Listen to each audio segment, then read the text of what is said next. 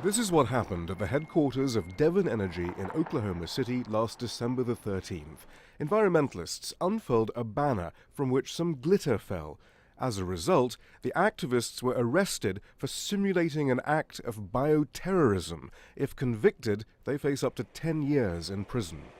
A few blocks away, the site of the 1995 Oklahoma City bombing, which left 168 people dead. That's why the police say they take no chances. We had the bombing in 1995, domestic terrorism, one of the worst bombings in the country. So there's an atmosphere here that if a threat is made, we take it seriously. But the activists say no one was threatened by their glitter. In fact, a janitor swept it up before the police called in a team trained to deal with hazardous chemicals. I think that what the police are doing is exploiting that history.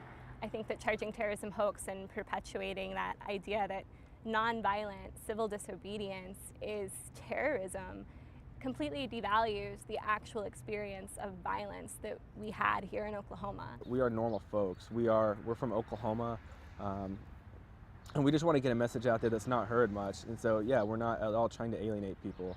Oklahoma is well accustomed to pipeline development, yet even here, the Keystone XL has inspired passionate opposition.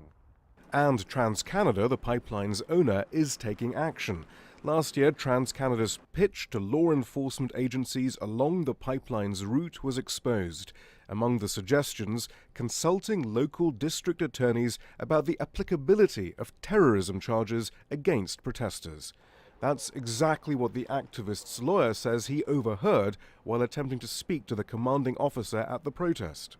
While I was talking to him, he was on his cell phone talking to somebody off scene, and they were trying to figure out what kind of terrorism-related charges they could file.